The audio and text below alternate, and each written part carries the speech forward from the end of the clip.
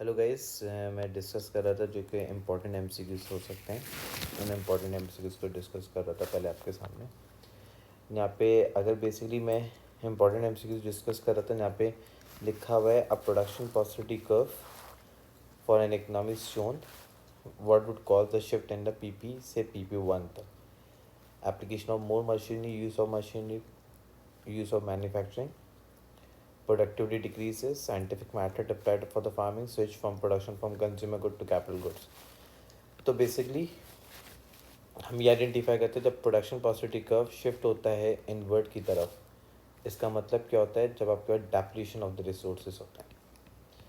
ये रिप्रेजेंट करते हैं डेप्लीशन ऑफ रिसोर्सेज, कहते हैं डेप्लीशन ऑफ ना रिसोर्सेज का कोई नेचुरल डिज़ास्टर आना जब हमारे पास प्रोडक्शन पॉसिबिलिटी कर्व शिफ्ट होता है नेचुरल डिज़ास्टर की वजह से। नेचुरल डिज़ास्टर से आइडेंटिफाई कर सकते हैं पीपीसी जो शिफ्ट होता है किस वजह से होता है। नेचुरल डिज़ास्टर जब इकोनॉमी के अंदर आता है उसकी वजह से पीपीसी शिफ्ट होता है। पीपीसी शिफ्ट जो होता है इमिग्रेशन, ई वाला इमिग्रेशन की वजह से प्रोडक्शन पॉसिबिलिटी कर्व शिफ्ट हो रहा होता है। मैंने बात की नेचुरल डिज़ास्टर आना, depletion of the resources, economy जब फेस करती है, इकोनॉमी इज़ इन रिसेशन जब PPC production possibility curve shift होता है इनवर्ट की तरफ। जब मैंने बात की पीपीसी प्रोडक्शन पॉसिबिलिटी कर्व कहाँ पे शिफ्ट हो रहा है? इनवर्ट शिफ्ट हो रहा है। इनवर्ट शिफ्ट हो रहा है, इसमें हम ये भी कह सकते हैं, इसमें आंसर में मुझे बोला प्रोडक्टिविटी का डिक्रीज़ होना। जब प्रोडक्शन कम हो जाएगी तो प्रोडक्शन पॉसिबिलिटी कर्व शिफ्ट होगा इनवर्ट की तरफ जब प्रोडक्टिविटी कम होती है। हम ये कह सकते हैं natural disaster, exhaustion of the resources भी कह सकते हैं, जिसकी वजह से पीपीसी प्रोडक्शन पॉसिबिलिटी कर्व क्या होता है? शिफ्ट होता है। एग्जॉशन ऑफ रिसोर्सेज की वजह से प्रोडक्शन पॉसिबिलिटी कर्व क्या होता है? शिफ्ट होता है इनवर्ट की तरफ। यहाँ पे आइडेंटिफाई कर सकते हो प्रोडक्शन पॉसिबिलिटी कर्व जो शिफ्ट हो रहा है वो किस वजह से होता है? Immigration, natural disaster, depletion of the resources. अगर डिक्रीज इन रिटायरमेंट एज कम हो जाए, पहले retired, increase in retirement, decrease in retirement as पहले क्या थी? ज़्यादा थी, अब कम हो गई रिटायरमेंट एज, तो जिसके से प्रोडक्शन कम होना शुरू होगी, जिसके से शिफ्ट होगा इनवर्ट की तरफ। तो करेक्ट आंसर क्या था? B is the correct answer. तो गाइज नेक्स्ट जो एमसीक्यू से जो इम्पोर्टेंट एमसीक्यूज में कंसिडर करते हैं, द डायग्राम शो यहाँ पे identify supply of the limestone for the good X and good Y for the two prices. सही, यहाँ पे दो प्राइसेस सप्लाई एक्स और सप्लाई वाई।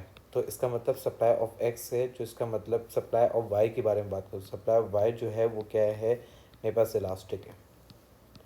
इलास्टिक क्यों है? क्योंकि यहाँ पे a smaller percentage change in price, a smaller percentage change in price, जो smaller percentage change in price brings क्या कर रहा है? ब्रिंग्स आ ग्रेटर परसेंटेज से चेंज लेके आ रहा है, greater percentage change in quantity supply. Elastic ही बोलते हैं चेंज इन क्वांटिटी सप्लाई। आपके सामने थोड़ा सा प्राइसेस में चेंज आया है लेकिन क्वांटिटी सप्लाई में ज़्यादा प्रोपोर्शनेट से चेंज लेके आ रहा है। प्राइसेस थोड़ी सी बढ़ी थी लेकिन क्वांटिटी सप्लाई में ज़्यादा से चेंज है। तो हमने बात की ये इलास्टिक हो गया।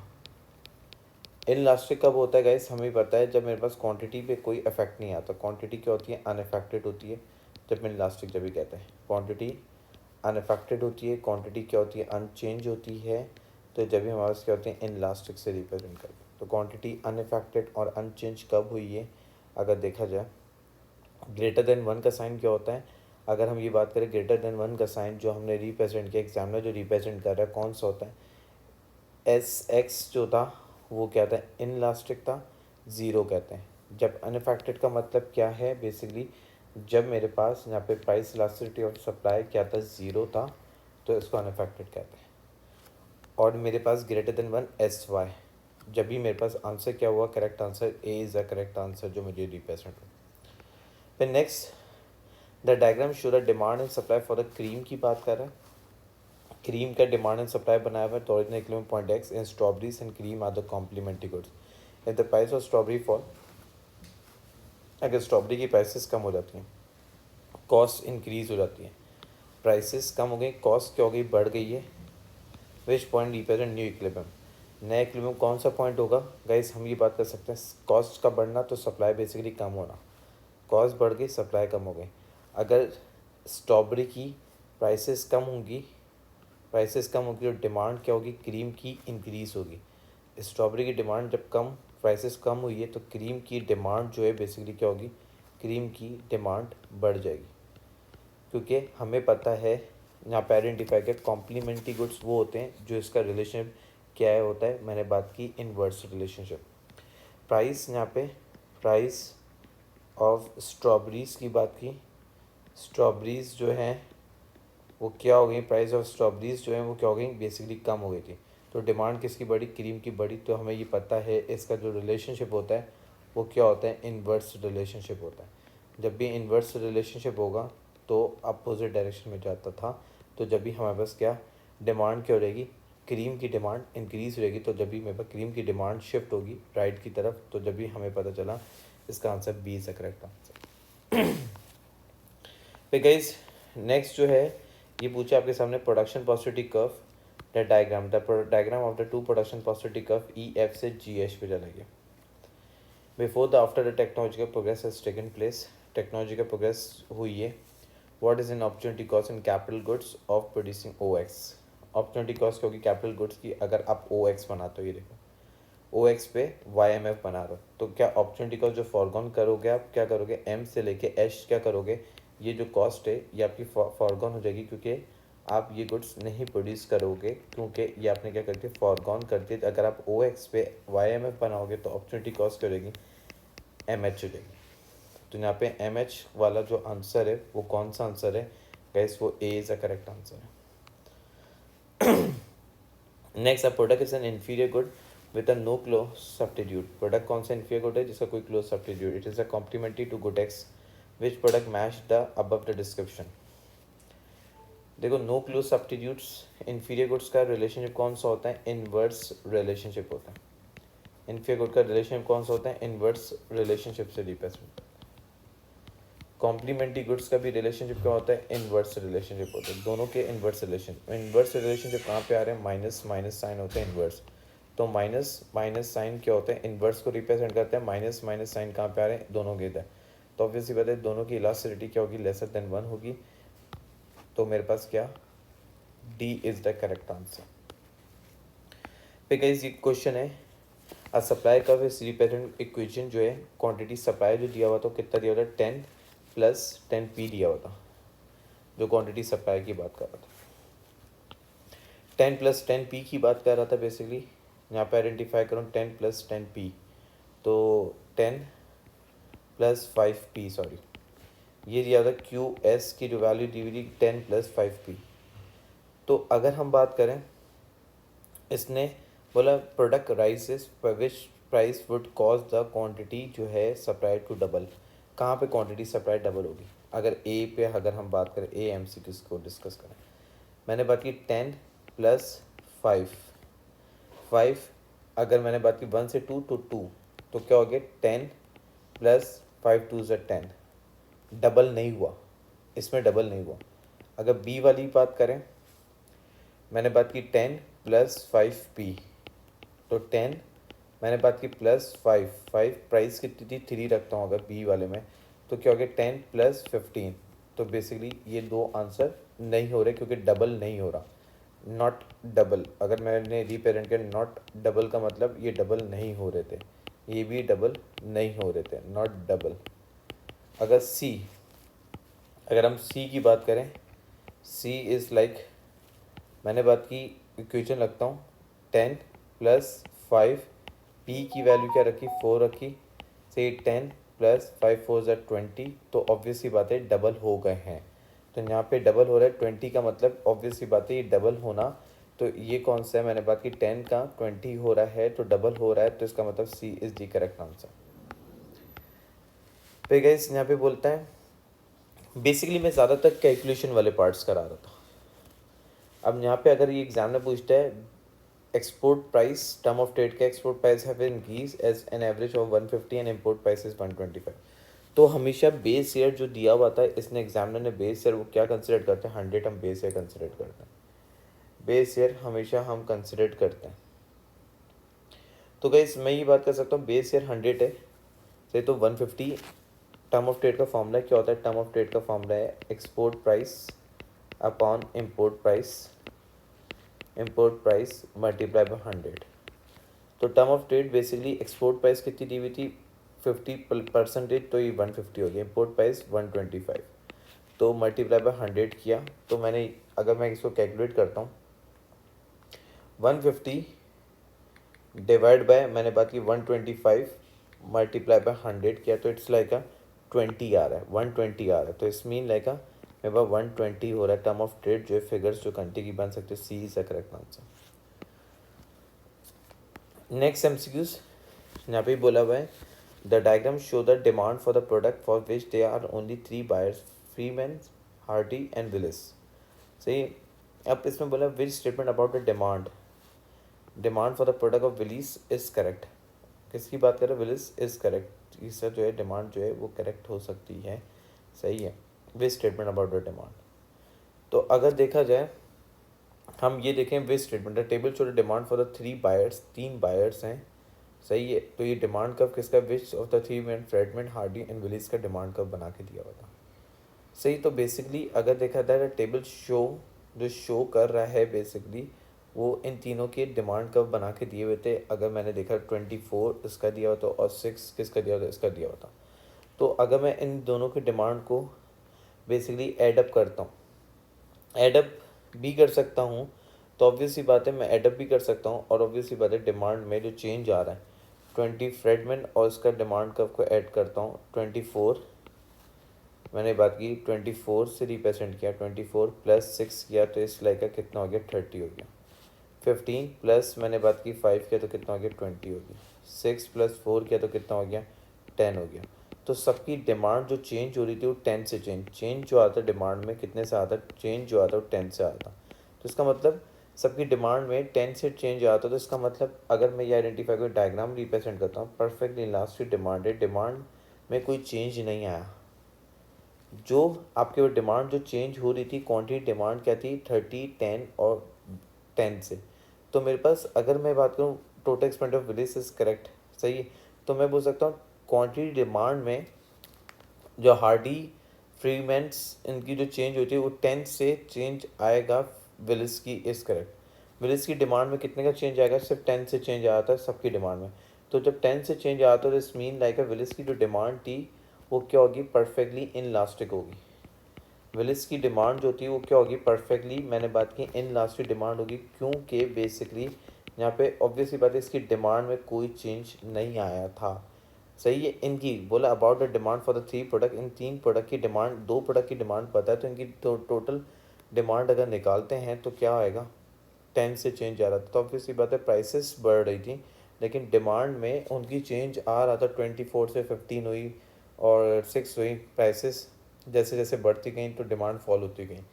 तो प्राइसेस बढ़ती गई, डिमांड फॉल होती है, लेकिन विलिस की डिमांड में कोई चेंज नहीं आया क्योंकि उसकी डिमांड क्या हो रही होगी? अनअफेक्टेड हो रही होगी। तो जब भी हमने कहा इसका आंसर कौन सा? मैंने बात की D is the correct answer. फिर आपके पास गाइस यहाँ पे अगर एमसीक्यूज दिया हुआ है the table show the expect cost and benefit from the 4 government project, the government can afford only 1 project, which project should the government choose? कौन सा प्रोजेक्ट बनाना चाहिए गवर्नमेंट को?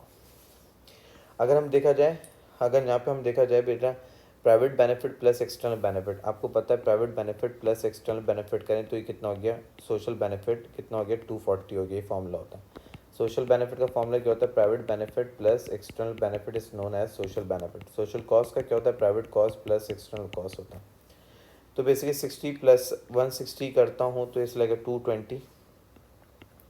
220 हो रहा है मेरे पास। फिर मैंने बात की 100 प्लस 210 करता हूँ तो 310 हो गया। ये सोशल बेनिफिट 310 और ये सोशल बेनिफिट कितना है? 150 प्लस 90 से किया, 150 प्लस 90 से रिप्रेजेंट किया 240 हो गया। सही। तो इसका मैं आता है सबसे ज़्यादा जो बेनिफिट है वो सी को मिल रहा था। सी का बेनिफिट सबसे ज़्यादा था। अब कॉस्ट की बात कर लेते हैं। अब 60 प्लस मैंने बात की 70 is the external cost. 70 plus 60 130। ये कितने हो गई? मैंने बात की 100 प्लस 20 तो इट्स लाइक 120 पे 100 प्लस 120 इज लाइक 220, 120 प्लस 140 तो 200, 260। कॉस्ट सबसे ज़्यादा कम कब आ रही है? जब 130 थी। बेनिफिट्स 130 के हिसाब से 240 बेनिफिट मिल रहा था। तो बेटर ऑप्शन में अगर हमें देखा जाए 40A is a better option, क्योंकि हर जगह देखो बेनिफिट, अगर बी वाले में देखें 220 बेनिफिट था और कॉस्ट कितनी थी 120। कॉस्ट कम थी लेकिन बेनिफिट भी कम था हमारे पास कंपेरेटिवली, तो जब भी हमारे पास A is a better option. A good is produce which is unable to avoid consuming. कौन सा गुड है जो कि ऑब्वियस ही बात है, अ गुड इज प्रोड्यूस, यहाँ पे आइडेंटिफाई करना, good is produce which consumer are unable to avoid consuming. कौन सा गुड है जो कि कंज्यूमर कभी भी अवॉइड नहीं कर सकता। कौन सा गुड होता है? पब्लिक गुड्स, जो कि कभी भी अवॉइड नहीं किया जाता, सबके लिए अवेलेबल होता है। बेसिकली मार्केट डिमांड क्या होती है बेटा? मार्केट डिमांड जो कहा जाता है इंडिविजुअल डिमांड्स, हर डिमांड को submission of the individual demand को कहते हैं। सब डिमांड को ऐड अप करती है, total sum of individual demand का इज द मार्केट डिमांड कहते हैं। फिर बोलते हैं the table given the supply curve short term supply schedule of 3 product X and Y G comprise an industry. तो अगर मैं तीनों की सप्लाई को ऐड करता हूँ 100 होती है, 150 प्लस 50 तो इट्स लाइक 200, 280 प्लस 70 इस लाइक 300, 350 सप्लाई होती है, 350, 250 प्लस 150 प्लस 100। अगर मैं बात कर सकता हूँ 350, 350, 400, 500 सप्लाई होती है। तो इसमें बेसिकली कौन सी प्राइस पे, अगर मैंने बात की 3 प्राइस थी तो 350 सप्लाई हो रही थी, कहाँ पे? 3 प्राइस पे 350 सप्लाई होती है। तो इसका मतलब करेक्ट आंसर क्या हो गया? B is the correct answer. अब देखो बेटा, अगर यहाँ पे बात करूँ, Jenny the table should given the maximum price of student of each are willing to pay and take them home for the ride. सही, तो इसमें पूछा है which show how much they each should pay so they can obtain a same consumer service, सब में same आ जाए। अगर हम ए पार्ट देखें, बी पार्ट देखें, सी देखें, डी देखें। अगर हम ए में देखें, अगर मैंने बात की 3A की बात करें, 3 जेन, सारा थी और जैस्मीन थी, यास्मीन थी सॉरी। तो ये जो जेन की जो विलिंगनेस थी 10 थी जो विलिंगनेस, और इसकी कितनी थी 8 थी, इसकी 6 थी। सही है। अब इसमें जो पूछा है वो ये पूछा है कि ना सर इसकी, अगर मैं पहले ए ऑप्शन को देखता हूँ 2 4 6, 2 माइनस किया तो ये कितना आ गया? 8 आ गया। 8 को किया 4 किया तो मेरे पास कितना आ गया? मेरे पास गाइस ये 4 आ गया। 6 में से मैंने 6 माइनस किया तो 0 हो गया। अगर हम नेक्स्ट ऑप्शन देखें, बेटर ऑप्शन अगर मैं देखूँ, अगर मैं डी वाला ऑप्शन फॉलो करूँ, जेन की जो थी वो कितनी थी? जेन जो था उसकी कितनी थी? 6 थी, सॉरी 10। विलिंगनेस कितनी थी? इसकी 10 थी और इसकी 8 थी, सारा की 8 थी, और यास्मीन की जो थी वो कितनी थी गाइस? मैंने बात की 6 थी। अगर 10 में से माइनस करता हूँ मैं, किससे? मैंने बात की 6 से, सही है, और फिर माइनस करता हूँ 4 से, फिर माइनस करता हूँ 2 से। तो इट्स लाइक अगर मैं बात करूँ 10 माइनस 6 करूँ, ये एक्चुअल में जो पे कर रहे थे, तो consumer surplus 10 minus 6 4, 8 minus 4 is 4, 6 minus 2 is obviously बात है 4। तो बेसिकली कंज्यूमर सरप्लस जो मैक्सिमाइज, जो सेम कंज्यूमर सरप्लस हो सकता है वो डी में हो सकता था। तो D is a correct answer. फिर गाइस यहाँ पे बात करते हैं इंपॉर्टेंट एमसीक्यू से, ये थोड़ा सा अंडरस्टैंडिंग ऊपर के ऊपर है। The diagram D1 is the NS1 is initial supply का domestic curve of the pound sterling on the foreign exchange market की बात कर रहा है। बेसिकली D1 से D2 पे चला गया, करेंसी अच्छी हो रही है। S से S2 गया, तो डिमांड ऑफ करेंसी बेसिकली बढ़ रही थी और सप्लाई ऑफ करेंसी कम हो रही थी। जब डिमांड ऑफ करेंसी बढ़ती है तो करेंसी क्या होती है? अप्रिशिएट होती है। यहाँ पे याद रखिए अप्रिशिएट होती है। तो अप्रिशिएट जब होती है करेंसी तो उस कंट्री पे क्या आता है? मैंने बेसिकली हमेशा याद रखना, इन्फ्लेशन क्या होता है? आता है। और अप्रिशिएट जब होती है तो उस कंट्री का इंटरेस्ट रेट क्या होता है? बढ़ता है। बोला what will cause the demand D2 पे shift to S2 and depreciation of 9, increase in the interest decrease नहीं, देखो इंटरेस्ट रेट भी बढ़ता है। Increase in the price level बढ़ रही है, इंक्रीज तो क्या प्राइस लेवल बढ़ी, तो C is the correct answer. फिर बोला नेक्स्ट क्वेश्चन है, नेक्स्ट क्वेश्चन जो बोलता है, ये बोलता है the currency of a country is fixed by the central bank at the certain value in term of US dollar. तो basically the if a currency devalue is not possible which policy might be use to reduce the current account balance of payment. कौन सी policy हम use कर सकते हैं जो current account का balance of payment reduce करने के लिए यूज़ हो सकते हैं? क्या कौन सी पॉलिसी? अगर डेफिसिट को कम करना है तो आपको गवर्नमेंट कौन सी पॉलिसी यूज़ करेगी? टैक्सेस, इंटरेस्ट रेट को बढ़ाए नहीं, इंटरेस्ट रेट को बढ़ाने से कम होता है, टैक्सेस को बढ़ाने से कम होता है। टैक्सेस ये गलत क्यों है? क्योंकि इंटरेस्ट रेट का इंक्रीज होने से डेफिसिट कम होता है, टैक्सेस के बढ़ाने की वजह से डेफिसिट कम होता है। टैरिफ लगाने से, डिक्रीज नहीं, इम्पोज करने से, अगर मैंने बात की इम्पोज करने से टैरिफ, तो जब भी कम होता है। तो इसका मतलब डिक्रीज इन पब्लिक स्पेंडिंग, अगर गवर्नमेंट स्पेंडिंग कम करती है, गवर्नमेंट स्पेंडिंग, टैक्सेस ज़्यादा होंगे और गवर्नमेंट स्पेंडिंग कम होगी, तो ऑब्वियसली बात है हमारा डेफिसिट कम हो सकता है। तो जब भी D is the correct answer. फिर बोलते हैं what is defining the character of mix economy. Mix economy हमेशा होती है the allocation of resources determined partially by the private sector, by the producer and consumer. Government भी होती है और क्या होता है, मैंने बात की गवर्नमेंट के साथ साथ प्राइवेट सेक्टर, पब्लिक सेक्टर दोनों आते हैं मिक्स इकोनॉमी।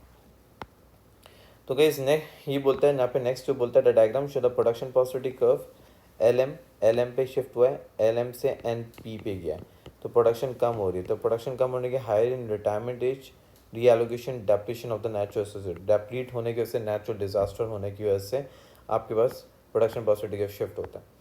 फिर बोलता है द डायग्राम, यहाँ पे एमसीक्यूज बोला the diagram of production possibility का ऑफ टू गुड्स की बात कर रहा है, दो गुड्स। द इकोनॉमिक प्रोड्यूस्ड 1200 कितने बना है, गुड एक्स बना रहा था, और बोला what is good Y given up, 1200 good Y कहाँ पे आ रहा था, ये 1100, ये 1200 ये बना रहा था। अगर मैं इसको स्ट्रेट लाइन बना दूँ, ये 1200 ये प्रोड्यूस कर रहा था, तो 1200 पे कितने प्रोड्यूस कर रहा था, 400 बना रहा था। 400 के बाद गिवन अप कितने हुए, अगर मैं ये बात कर सकता हूँ, गिवन अप जो है ये 400 बना रहा था, तो बेसिकली गिवन अप कितने हुए, 400,000 माइनस मैंने बात की 400, तो गुड वाई गिवन अप कितने हुए, गुड वाई जो है गिवन अप जो हुए वो कितने हुए, गिवन अप जो हो रहे हैं वो कितने हो रहे हैं, 600 गुड वाई गिवन अप हो रहे हैं।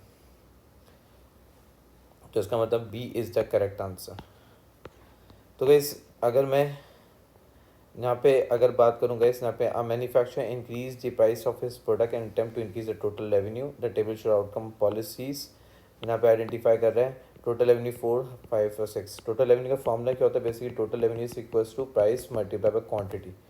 हमें टोटल रेवेन्यू दिया हुआ था 400, क्वांटिटी दी हुई थी, कितनी दी हुई थी, नहीं दी हुई थी, प्राइसेस पता थी, तो हमने क्या किया 400 डिवाइड बाय क्या किया, 4 से किया तो क्या है 100 आया।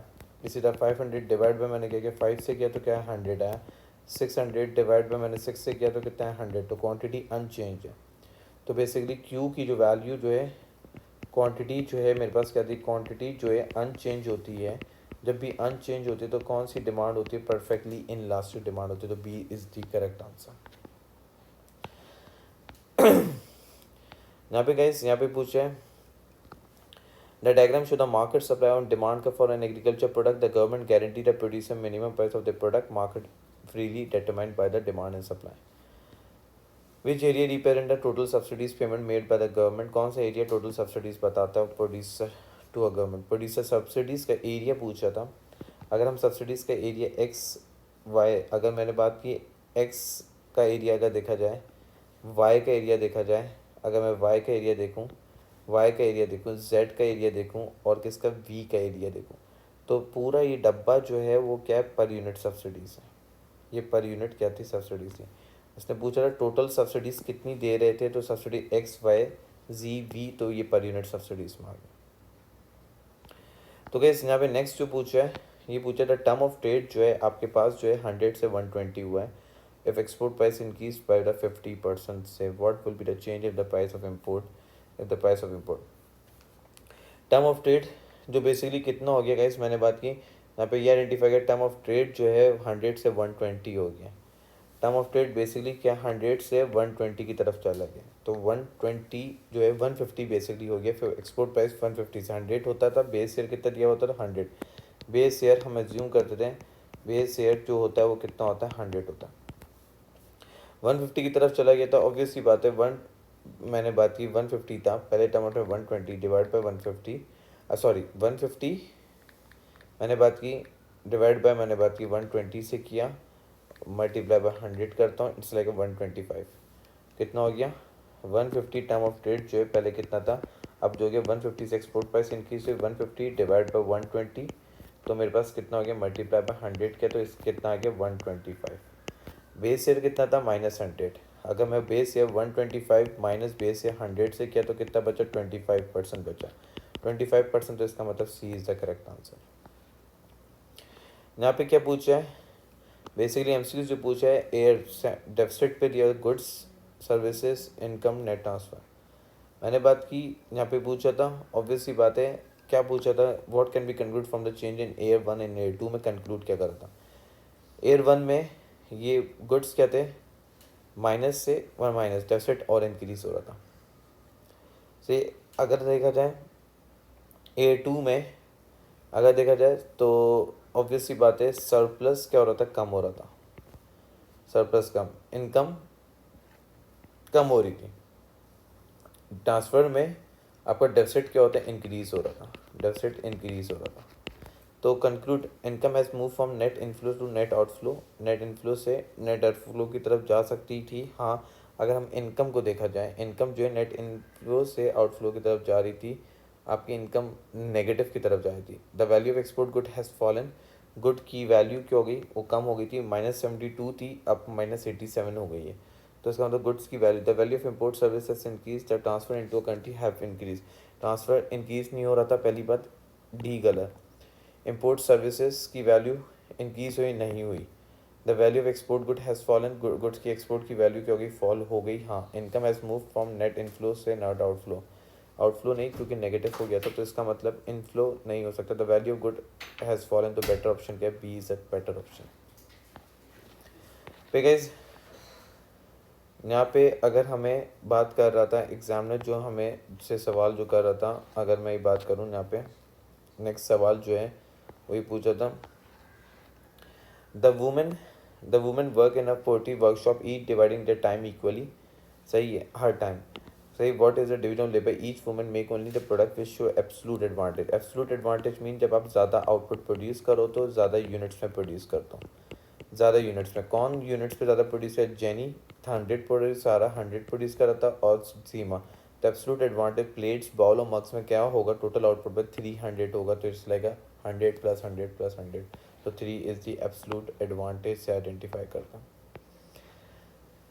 फिर गाइज यहाँ पे ये आइडेंटिफाई करता हूँ 9th MCQ से आपकी इनकम जो है वो 24,000 से 20,000 से 24,000 इनकम हो गई थी, सही। तो इनकम जहाँ पे बढ़ रही थी 20,000 से 24,000 हो गई थी। तो अगर देखा जाए मेरे पास, अगर मैं ये बात करूँगा इस यहाँ पे कौन से 100 से 96 हुई थी, सही है, बाकी जगह 100 से 100 ही थी, सेम थी, तो ऑब्वियसली बात है, तो ये कोई चेंज नहीं है। 200 से 224 हो रही थी, आपकी इनकम बढ़ रही थी, 200 से 248 हो रही थी। तो हर जगह देखा जाए बोला इनकम हैज़ इंक्रीज, मैंने बात की, एक्सपैंडिंग बोला remain unchange which good is a consumer income last one, 1 से अगर आएगी। तो अगर हम एक बात करें, हम डब्ल्यू को मेजर करते हैं, इनकम को मेजर किया, न्यू कौन सी है, इनकम, वाई डी का फॉर्मूला जो होता है, वाई डी का फॉर्मूला जो होता है परसेंटेज चेंज इन income quantity demand upon percentage change इन, मैंने बात की इनकम से। क्वांटिटी डिमांड जो है क्या थी, निकालता हूँ new minus old, new minus old upon old करते हैं, सही, मल्टीप्लाई बाय 100। तो इनकम कैसे निकालते हैं, अगर इनकम निकालते हैं new income new minus old upon old multiply by 100। तो न्यू इनकम कितनी थी, 24,000 थी, ओल्ड इनकम कितनी थी, -20,000 थी, सही, अपॉन 20,000 किया, तो इसमें 24 में से 4,000 डिवाइड बाई 20,000, तो इट्स लाइक 20% आ गया। मेरे पास इनकम कितनी आ रही है, 24% आ रही है, 24 माइनस मैंने बात की 20 से किया, डिवाइड बाई 20 से किया, मल्टीप्लाई बाई 100, तो 20%। तो बेसिकली डब्लू में अगर क्वांटिटी डिमांड मेरे का, तो 96 माइनस 100 करता हूँ अपॉन 100 करता हूँ मल्टीप्लाई बाई 100। तो अगर ये रिप्रेजेंट करता हूँ 96 माइनस 100, मैंने बात की डिवाइड बाय 100 किया, तो मल्टीप्लाई बाय 100, तो इस लाइक 4%, -4% आ रहा है। तो अगर मैं निकालता हूँ वाई डी को निकालता हूँ, ऑब्वियसली बात है 4% डिवाइड बाई 20%, 4 डिवाइड बाई 20 किया, तो ये 0.2 आ रहा है। तो ये बोल रहा था ग्रेटर देन 1 हो, तो डब्लू नहीं हो सकता, डब्लू इज़ दी रॉन्ग, सही है, डब्लू गलत, हर ए में भी डब्लू आ रहा है, बी में भी डब्लू आ रहा है, अब आ रहा है जी में डब्लू नहीं आ रहा। अब जी वाले को डायरेक्ट कैलकुलेट करते हैं, इस केस में डी वाले को कैलकुलेट करता हूँ, जी को कैलकुलेट करता हूँ। अगर मैंने बात की, मैं पहले बेसिकली निकालता हूँ quantity Q, 248 new minus 200 upon क्या किया 200, तो 248 minus 200 divide by 200 multiply by 100 किया तो 24% आया। सही, तो क्यू की वैल्यू कितनी आ रही? 24%। 24% स्पेंड कर रहा था, 24% डिवाइड बाई 20% इनकम, क्योंकि क्यू डी अपॉन क्या है? इनकम। तो 24 डिवाइड बाई 20 किया तो क्या है? 1.2। तो ये ग्रेटर देन 1 है, तो excuse me, D is the correct answer. Next MCQs जो है यहाँ पे पूछता है in a country Marshall under condition improvement in term of trade, और डी वैल्यू हो रही है, डी वैल्यू करेंसी हो रही है, तो ए हो सकता है, नहीं हो सकता। अगर बी हो सकता है, मैं बात जानता हूँ ऑब्वियसली डी हो सकता है, नहीं हो सकता, सी हो सकता है, नहीं, तो B is the correct answer, क्योंकि शॉर्ट टर्म ये मार्शल अंडर कंडीशन जो बनती है वैसे बनती है जो शॉर्ट टर्म में। नेक्स्ट जो बोला है which policy mix is most likely to effective in the short term reducing the inflation. आपको रिड्यूस करना है इन्फ्लेशन, तो इसमें ही एग्रीगेट डिमांड को फॉल करना है। तो आपको क्या करना पड़ेगा? बजट सरप्लस को क्या करना पड़ेगा? ज़्यादा करना पड़ेगा। टैक्स रेवेन्यू ज़्यादा होना चाहिए और गवर्नमेंट स्पेंडिंग कम होनी चाहिए, तो बजट सरप्लस ज़्यादा होना चाहिए, तो सी और डी में से एक आंसर है। इंटरेस्ट रेट को बढ़ाना चाहिए, क्या कम करना चाहिए? मॉनेटरी पॉलिसी में हमेशा फिस्कल पॉलिसी में हम टैक्सेस को क्या करेंगे? बढ़ाएंगे, और इंटरेस्ट रेट को हम बढ़ाएंगे, तो जब भी मेरे पास क्या होगा? इंटरेस्ट रेट को हम बढ़ाएंगे, जब भी मेरे पास एडी क्या होगा? कम होगा। एडी कम होगा तो जिसकी वजह से मेरे पास इन्फ्लेशन कंट्रोल होगा, तो बजट डेफिसिट हो, इंटरेस्ट रेट बढ़े, तो सी इज़ द करेक्ट आंसर। ठीक है, फिर अब ये पूछा है दी थ्री टैक्स हैं, three type of the tax हैं। सेल टैक्स 10% ऑन सिगरेट्स था, और इनकम टैक्स जो होता है individual earning taxable income increases. VAT tax होता है, बोलता है सेल टैक्स ऑन फ्यूल पे लगा, स्पेसिफिक टैक्स 10% ऑन सिगरेट्स पे टैक्स लगा। सही है, पे बोलते हैं which combinate describe effect of each type of the tax पे इफेक्ट कर सकता है। वैल्यू एडेड टैक्स जो है वो किस पे इफेक्ट कर सकता है? मैंने बात की रिग्रेसिव प्रोग्रेसिव। अगर टैक्स लगता है 10% ऑन सिगरेट्स पे, सही है, और बोले the percentage of income tax on individual, अगर हमारे सेल टैक्स ऑन फ्यूल कौन सा है? फ्यूल पे टैक्स लगता है, तो गरीबों पे ज़्यादा इफेक्ट करेगा फ्यूल पे टैक्स, तो ये रिग्रेसिव हो सकता है, रिग्रेसिव की बात कर सकते हैं। सही, अगर मेरे पास स्पेसिफिक टैक्स ऑन सिगरेट्स पे इफेक्ट करेगा, तो ऑब्वियसली बात है effect on each type of the tax पे किसके विच कंपनी, तो रिग्रेसिव गरीबों पे ज़्यादा इफेक्ट करेगा, प्रोग्रेसिव नहीं करेगा। सिगरेट पर अगर 10% टैक्स लगता है बहुत ज़्यादा, लो इनकम पे ज़्यादा इफेक्ट करेगा। अगर the percentage of income tax जो है individual earning increase tax payable increases, अगर तो ज़्यादा लगे तो अमीरों पे ज़्यादा टैक्स पे करना पड़ रहा होगा, तो प्रोग्रेसिव की तरफ आए। तो इसका मतलब क्या? वीएटी लगता है तो गरीबों को ज़्यादा इफेक्ट करेगा, स्पेसिफिक टैक्स लगता है सिगरेट्स पे तो गरीब भी सिगरेट पीते हैं उन पे ज़्यादा इफेक्ट करेगा, और अमीरों पे इनकम टैक्स लगेगा तो ऑब्वियस ये बात है उन पे ज़्यादा इफेक्ट कर रहा होगा, तो D is the correct answer. फिर गाइस मेरे पास जो नेक्स्ट एमसीक्यूज है पूछा है the figure of from the New Zealand balance of payment according to the data publish in New Zealand सितंबर 2018। कैपिटल अकाउंट करंट अकाउंट दिया हुआ है आपके पास, यहाँ पे कैपिटल अकाउंट करंट अकाउंट का बैलेंस दिया हुआ है, और क्या नाम है फाइनेंशियल अकाउंट का बैलेंस। तो यहाँ पे कैपिटल अकाउंट जो है, कैपिटल अकाउंट का बैलेंस 1300 था। अब पूछा what was the balancing item, तो हमेशा फॉर्मूला होता है करंट अकाउंट जो है वो किसके इक्वल होती है? हमेशा रखना कैपिटल अकाउंट के इक्वल होता है। करंट अकाउंट जो इक्वल होता है कैपिटल के इक्वल होता है, कैपिटल अकाउंट के प्लस मैंने बात की फाइनेंशियल अकाउंट के। तो कैपिटल अकाउंट जो दिया हुआ था वो कितना दिया था? 1300 दिया हुआ था। फाइनेंशियल अकाउंट जो दिया हुआ था कितना दिया हुआ था? फाइनेंशियल अकाउंट 7600 रुपये दिया हुआ था, और करंट अकाउंट का बैलेंस क्या दिया था? -7000 रुपये दिया था। अब दोनों का बैलेंस की फिगर 7000 में से 7000 मैंने बात की 7000 प्लस 1300 करता हूँ, तो ये मेरे पास आ गया 8300 रुपीज़ आ गया। 8300 में से मैंने माइनस किया 7000, तो बैलेंसिंग फिगर कितनी निकली? 7000 से माइनस किया तो मेरे पास बैलेंसिंग फिगर जो है वो कितनी आई है? 19। बैलेंसिंग फिगर अगर मैं ये आइडेंटिफाई करूँ, 8300 में से मैंने माइनस कर दिया 7000 रुपये को, सही, तो मेरे पास 7000 रुपये को माइनस कर दिया। तो बेसिकली अगर मैं ये बात करूँ करंट अकाउंट का जो बैलेंस दिया हुआ था, ऑब्वियसली बात है करंट अकाउंट का बैलेंस -7000 रुपये दिया था, कैपिटल अकाउंट 7600। अगर हम ये देखे थे 1300 प्लस 7600 किया तो ये आ गया 8900। ये मेरी कैलकुलेशन गलत थी, ये 8900 था। 8900 में से मैंने क्या किया, माइनस किया, 7,000 को माइनस किया तो मेरे पास आ गया ये 1900। बैलेंसिंग फिगर जो है, बैलेंसिंग फिगर जो थी वो कितनी की थी, -1900 रुपये की जा रही थी, जो कि हमारे पास करंट अकाउंट का। तो बेसिकली नेट एरर जो आ रहा था 1900 रुपये का आ रहा था। यहाँ पे identify two statement are shown, a country can produce a good at a lower opportunity cost. Opportunity cost में कौन सा कॉन्सेप्ट आता है, एब्सोल्यूट और कंपैरेटिव। तो कंपैरेटिव हमारे पास आंसर आता है। लो अपॉर्चुनिटी कॉस्ट किसका होता है, कंपैरेटिव एडवांटेज में बात करते हैं। वह country can produce greater quantity, quantity जो बात करता है पहला जो है एब्सोल्यूट की बात कर रहा था, कंपैरेटिव एडवांटेज की बात कर रहा है, क्योंकि कंपैरेटिव एडवांटेज क्या होता है, लो अपॉर्चुनिटी कॉस्ट पे होता है। और एब्सोल्यूट एडवांटेज जो होता है वो किसके ऊपर होता है, मैंने बात की क्वांटिटी पे होता है। वो कौन सा एडवांटेज होता है, इसको कहते हैं एब्सोल्यूट से कहा जाता है। तो बेसिकली मैंने बात की एब्सोल्यूट एडवांटेज, तो basically C is the correct answer है। सही गाइस, नेक्स्ट जो एमसीक्यू से, ये एमसीक्यू से द टेबल शो द, मैंने बात की demand and supply schedule of the imposition of the tax, amount of the tax. देखो इक्विलिब्रियम कौन सा पॉइंट था, जहाँ पे इक्विलिब्रियम जो पॉइंट था 340, मेरे पास 340 और 340 कहाँ पे इक्वल होते हैं, यहाँ पे देखा जाए 340 340 इक्विलिब्रियम पॉइंट था। अगर मैं बात करूँ इक्विलिब्रियम पॉइंट कौन सा, 340 340, ये इक्विलिब्रियम था 16 प्राइस थी। अब इक्विलिब्रियम क्या हो गया पॉइंट, अगर हम देखा जाए नया इक्विलिब्रियम जो हो गया वो 340 डिमांड होगी, और 340 कहाँ पे आ रहा था, बेसिकली 340 और 340 जो आता 340 ये 340।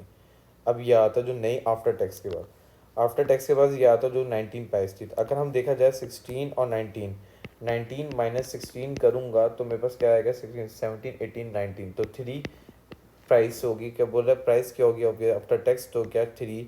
तो हमें आंसर क्या है, इसका C is the correct answer. फिर बोलते हैं which policy aimed as a correcting the balance of trade deficit in expenditure reducing policy. कौन सी policy expenditure reducing policy correct कर सकती है, balance of payment reducing policy में। रिड्यूसिंग पॉलिसी में क्या होता है, इंटरेस्ट रेट को हम बढ़ाते हैं और टैक्सेस को क्या करते हैं, बढ़ाते हैं, जब भी मेरा बैलेंस ऑफ पेमेंट जो है वो करेक्ट होता है। डेप्रिशिएट करने से नहीं, वो स्विचिंग में यूज़ करते हैं। इनक्रीज टैक्सेस हाँ, एक्सपोर्ट इंसेंटिव इम्पोजिशन टैरिफ नहीं, ये स्विचिंग में यूज़ करना है। तो क्या B is the correct answer. फिर बोलता है which policy is not cause the reduction in rate of interest inflation. कौन सी पॉलिसी जो रेट ऑफ इन्फ्लेशन को कम नहीं कर सकती, इंक्रीज इन टैक्सेस की वजह से नॉट, रेट ऑफ रिडक्शन कर सकती है हाँ, रेट ऑफ इंटरेस्ट रिडक्शन होता है, तो ये नहीं हो सकता। रिड्यूस इंटरेस्ट रेट के कम होने की वजह से रिडक्शन हो सकता है इंटरेस्ट रेट। रिमूविंग सब्सिडीज़ की वजह से रिडक्शन, मैंने बात की, होता है। रिड्यूसिंग गवर्नमेंट स्पेंडिंग, अगर गवर्नमेंट स्पेंडिंग कम करती है तो ये कभी भी रिड्यूस, गवर्नमेंट की स्पेंडिंग कम होने से कोई रिडक्शन नहीं होती रेट ऑफ इंटरेस्ट रेट में। तो क्या B is the correct answer. फिर बोलते हैं the table show the sources of government revenue fiscal years. मैंने बात की कौन कौन से जो टेबल में which is the amount of the indirect taxes. Sales, मैंने बात की sales of government assets, sales of government asset, तो ये इनडायरेक्ट टैक्स है नहीं। टैक्स ऑन सेल्फ एम्प्लॉयड नहीं इनडायरेक्ट। कार्बन टैक्स और गुड्स पे टैक्स लगता है, इनडायरेक्ट टैक्स होता है, तो ये हो सकता है। कॉर्पोरेशन, मैंने बात की कॉर्पोरेट टैक्स, हमेशा कॉर्पोरेट टैक्स डायरेक्ट टैक्स में आता है। Capital gain tax direct taxes में आता है। गुड एंड सर्विसेज पे टैक्स पे आता है हाँ, ये इनडायरेक्ट में आके। पैसेंजर, एयर पैसेंजर्स, ये मेरे पास किस में आता है, कॉर्पोरेट टैक्स डायरेक्ट टैक्स में आ रहा होता है, ये भी डायरेक्ट टैक्स में आता है। Direct tax, air passenger tax, good and service tax, air passenger tax हाँ है। तो क्या है मेरे पास जो अमाउंट है ये क्या है, ये 100 आई है, मैंने बात की 1000 है ये, और 100, तो इसका मतलब टोटल किया तो 1200 हो गए, तो 1200 is the correct answer, that is A is the correct answer. Guys next MCQs जो है ये पूछते हैं अब bus fare rural areas in a 5 per journey the government decide to improve the local transport giving the bus fare 2 subsidies. कितनी subsidies दे रहा है, 2 पर सब्सिडीज दे रहा है। What is the new quantity of the journey and bus fare for the journey, जो कि new quantity कितनी होगी, तो न्यू क्वांटिटी कितनी है, मैंने बात की क्वांटिटी 1050 न्यू क्वांटिटी है, लेकिन बस फेयर कितना होना चाहिए, नया सब्सिडीज दी गई, तो ऑब्वियस ही बात है ये न्यू क्वांटिटी ये हो गई है, तो सप्लाई क्या एस से S1 पे जाएगी, तो प्राइसेस क्या हो रहेंगी मेरे पास, 4 प्राइसेस होंगी। जो मेरे पास पहले प्राइसेस कितनी थी, ये प्राइसेस थी 5 से 4 हो गई, तो प्राइसेस क्या हो गई, कम हो गई, तो क्वांटिटी क्या हो रही है, एक्सटेंड हो रही है, क्योंकि सब्सिडीज दी गई थी, कितनी की सब्सिडीज, 2 की दी गई थी सब्सिडी। तो मैं बोल सकता हूँ सब्सिडीज़ कितनी की दी गई थी, 2 की दी गई थी, तो प्राइसेस जो है मेरे पास कितनी थी, सब्सिडीज़ की प्राइसेस ये थी मेरे पास पर यूनिट सब्सिडीज़ ये था 6 से 4 का जो डिस्टेंस है ये मेरे पास सब्सिडीज़ का डिस्टेंस है, डेट इज़ डिस्टेंस 2 था। तो मेरे पास करेक्ट आंसर क्या हो गया गाइस, मैंने बात की 105 पे क्वांटिटी पहुंची और 4 मेरे पास क्या था, ऑब्वियसली 6 से 4 तक जो था पर यूनिट सब्सिडी टोटल दी गई थी, और बस फिर अब कितना हो गया 4 का हो गया, that's mean A is the correct answer. फिर बोलता है नेक्स्ट, अगर ये वाला एमसीक्यू से बहुत इंपॉर्टेंट है, what is not a form of protectionism, क्या चीज़ फॉर्म नहीं हो सकती प्रोटेक्शनिज्म की अगर हम बात करें तो, जो कि नॉट, मैंने बात की एम्बार्गो हो सकता है प्रोटेक्शनिज्म, सब्सिडीज ऑन गुड्स हो सकता है, voluntary to add export assistant हो सकता है, सेल वीएटी कभी भी नहीं होता फॉर्म ऑफ प्रोटेक्शनिज्म, तो that's mean B is the correct answer. सही गाइस। फिर ये बोल रहा है the price of export 5 rise by the 5% while the import price fall by the 5%. What will be definitely improve the country as a result of these change, क्या कर सकते हैं कंट्री के इम्प्रूव फॉर दिस चेंज। तो basically क्या होगा, मैंने बात की एक्सपोर्ट की बात कर रहा है और इम्पोर्ट की बात की, एक्सपोर्ट की राइस इम्पोर्ट प्राइस, एक्सपोर्ट की प्राइसेस क्या हुई हैं, एक्सपोर्ट की प्राइसेस क्या हुई हैं, यहाँ पे आइडेंटिफाई किया बढ़ रही हैं एक्सपोर्ट की प्राइसेस, और इम्पोर्ट की प्राइसेस क्या हो रही थी, इम्पोर्ट की प्राइसेस क्या हुई थी, कम हुई थी। तो टर्म ऑफ ट्रेड क्या होगा, वर्सन की तरफ जाएगा, लेकिन क्या है किस पे इफेक्ट आएगा, टर्म ऑफ ट्रेड के ऊपर इफेक्ट आएगा। तो गाइस ये एमसीक्यूज जो थे सबसे इंपॉर्टेंट एमसीक्यूज थे। एक आखिरी एमसीक्यूज ये, विच item is not included in current account of the balance of payment, कौन सी चीज़ करंट अकाउंट के बैलेंस ऑफ पेमेंट में आती है। करंट अकाउंट के बैलेंस में 4 चीज़ आती है, trade in goods, trade in services, net income, net transfer. तो गुड्स आते हैं, सर्विसेज भी आती हैं, इंटरेस्ट रिसीव इन्वेस्टमेंट भी आती है। अगर मैं बात करूँ तो क्या बैलेंसिंग आइटम जो है वो क्या कभी भी रिकॉर्ड नहीं की जाती, जब भी हमारे पास A is a correct answer. ठीक है, आई होप सब लोगों को समझ आया होगा, ये इंपॉर्टेंट एमसीक्यूज थे, और जो भी मुझे मुश्किल लगेंगे तो मैं आप लोगों को रिकॉर्डिंग करके भेजता रहूँगा। Thank you so much.